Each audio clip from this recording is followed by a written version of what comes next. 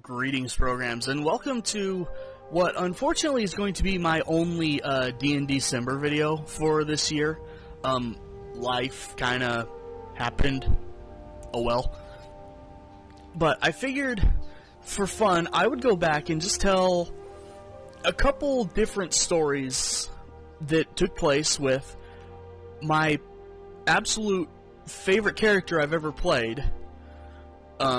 The paladin with a top hat, who's, custom mini you can see right here, Doravar Valine. And just a couple things to get out of the way, set what's going on here. This was my first campaign, but my second character. I actually began the campaign playing as an Avenger, I believe they were called. This was in 4th edition, by the way, so yes, I started with, the horrible edition that expects you to come up with how your spell looks instead of the game telling you what the spell looks like every time it comes up on the page. Whatever. But yeah, so he was my... this character was actually my second character. After we finished our first arc, we took a break. I think one player swapped out for someone else, and then I ended up swapping characters just because I was still kind of learning, wanted to see how things worked. So I ended up creating this half-elf paladin of Bahamut, who had, I want to say 7 intelligence, something really, really low. He was not a smart man. But his charisma was insane. I think I had his charisma at level...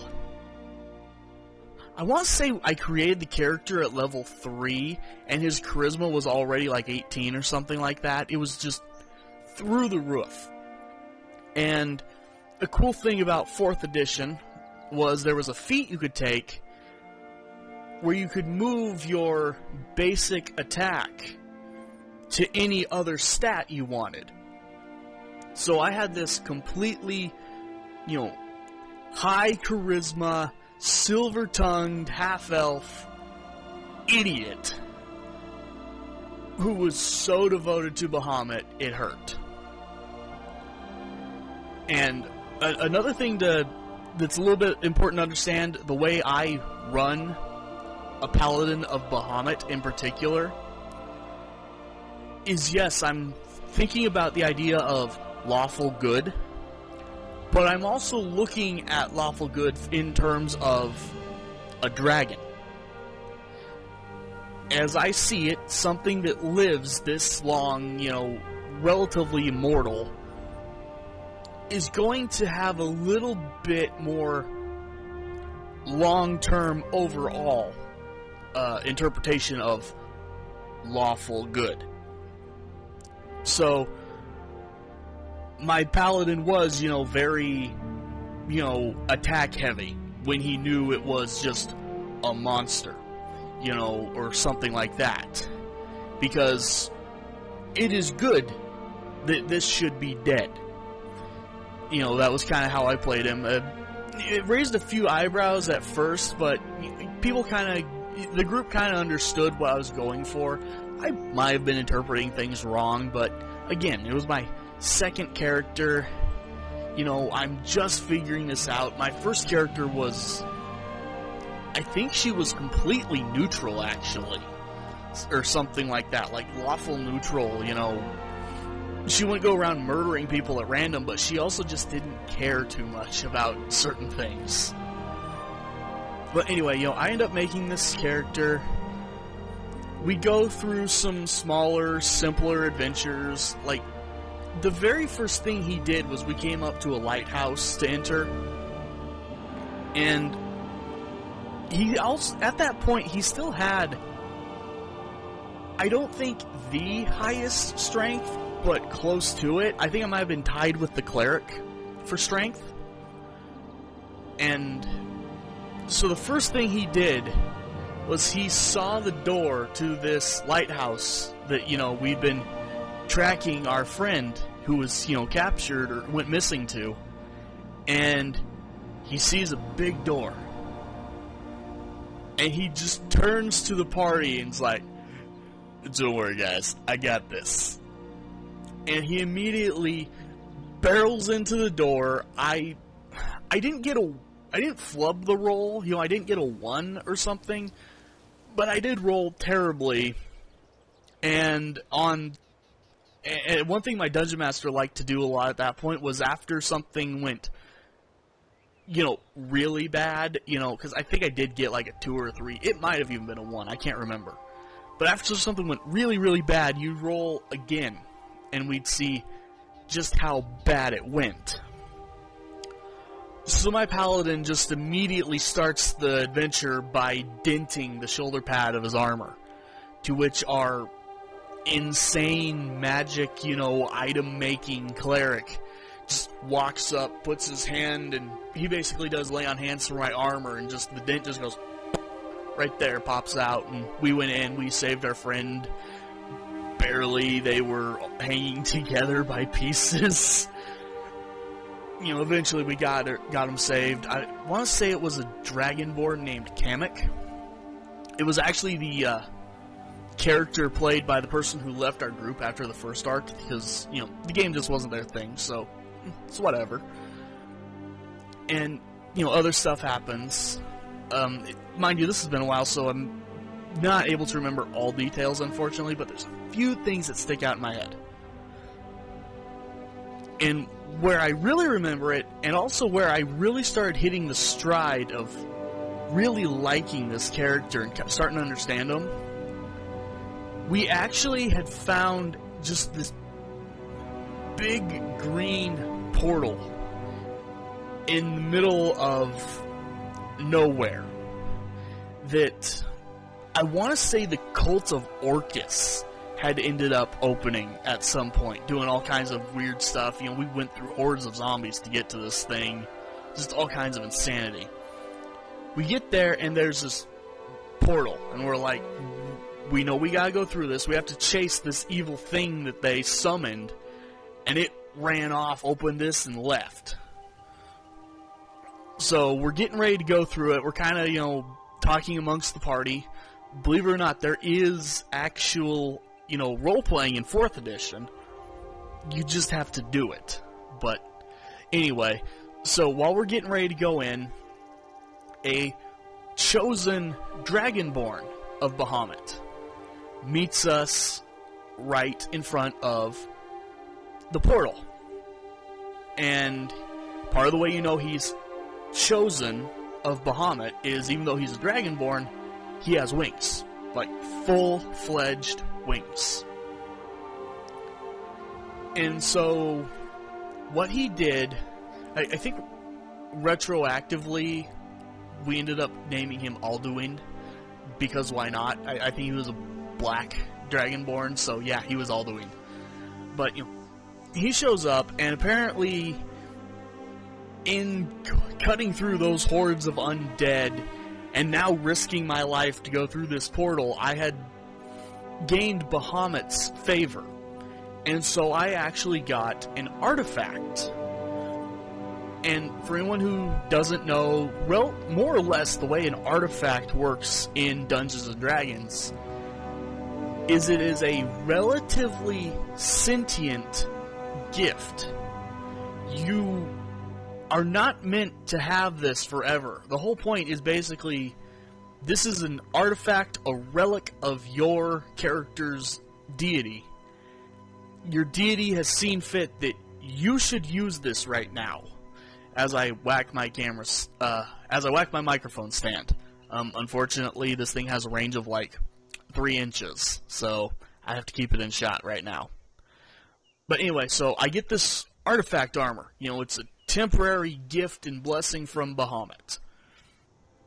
And, it wasn't even like something I had to put on. The guy actually just touched my armor, and it mutated, like it turned black and became chainmail instead of the plate mail that it was before, so I was a little bit more limber, even though I still had, the same armor defense and everything.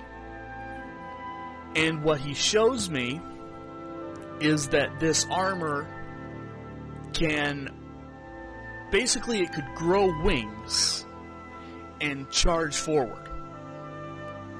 Over time, it actually developed more things, because as you please your god further while using their artifact, at least the way that my buddy ran the game, over time you would actually gain more abilities from your artifact.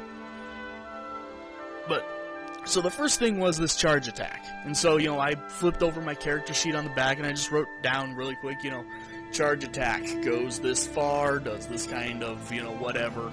Put down some quick stats. We jump through the portal.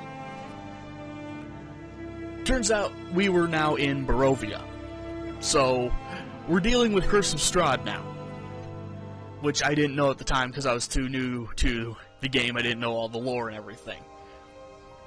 So, we're there, we're dealing with, the weird fog and mist and everything.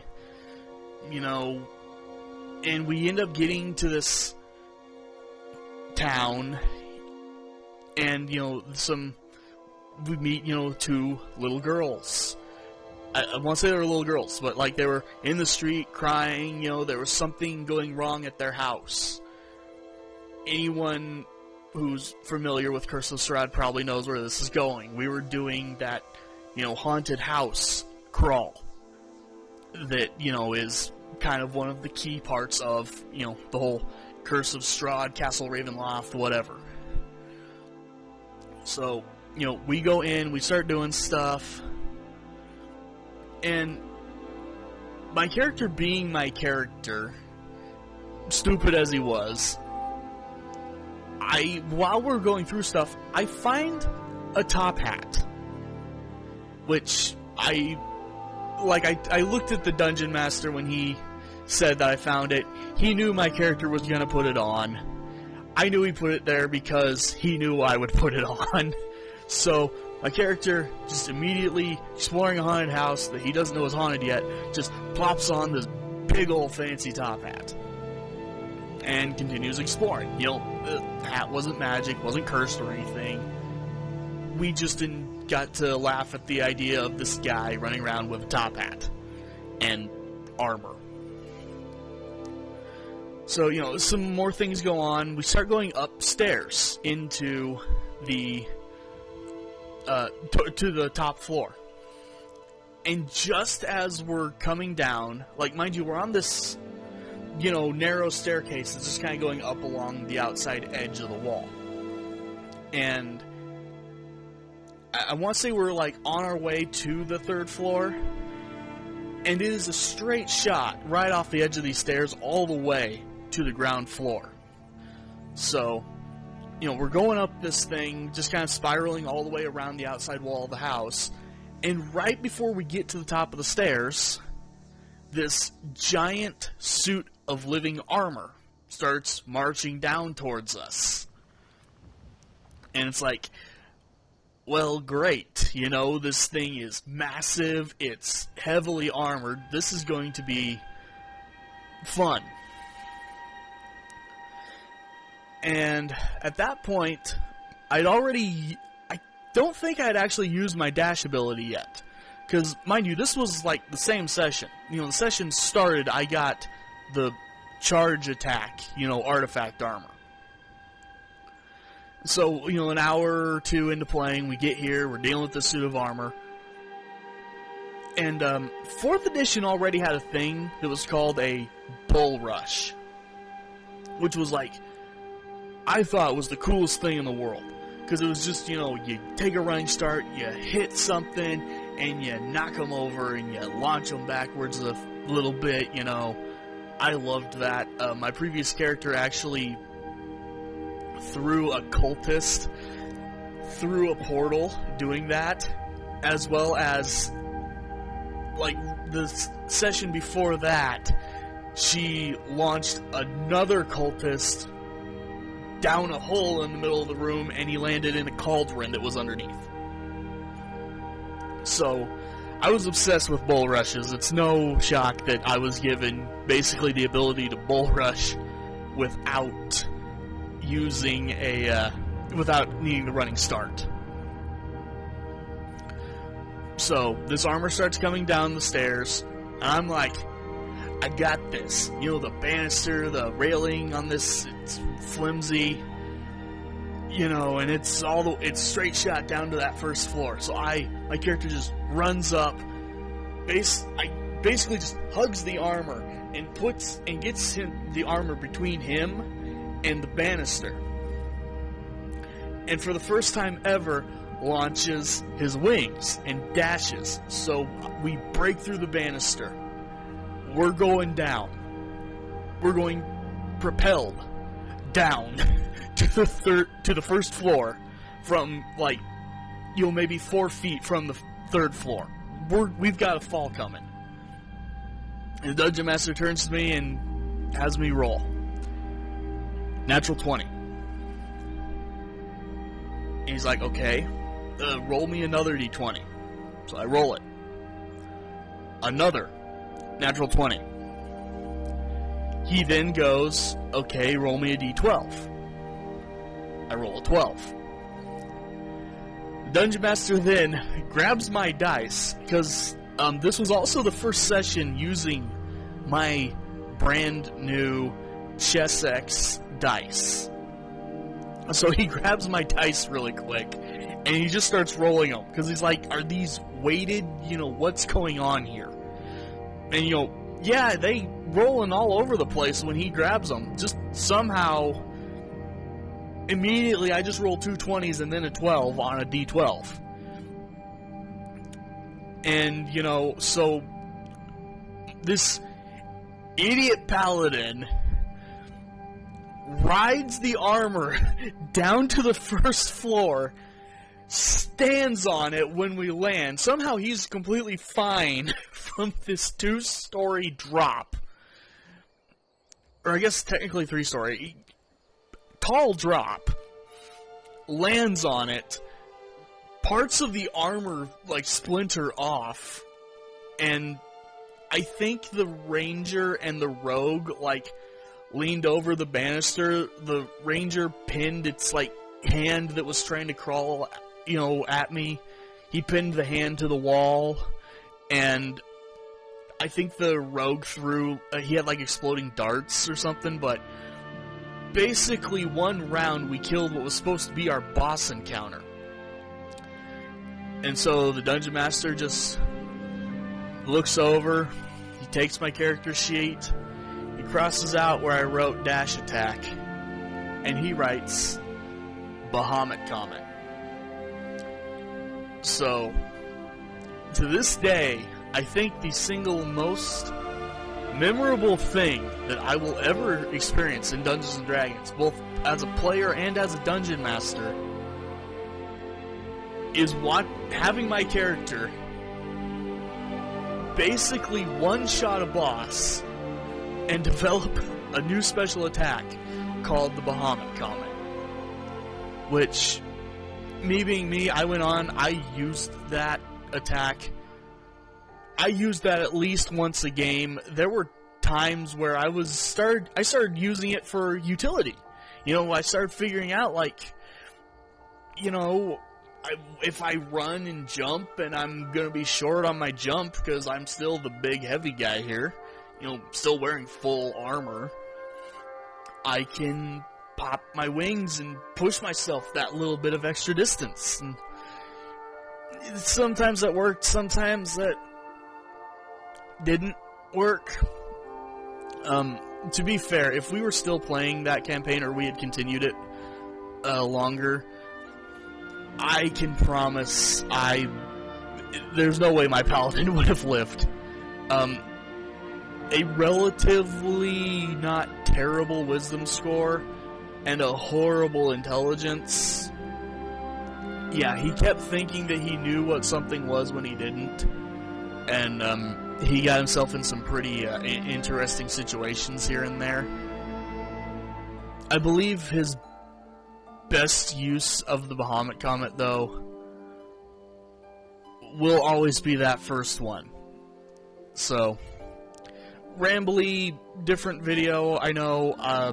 Hopefully, next year when DnDecember comes out, I'll actually have time to properly prepare something. But if nothing else, I just wanted to put out the story of how I started playing the charismatic idiot, who is still my favorite, character type to play, and the glory that was the Bahamut Comet.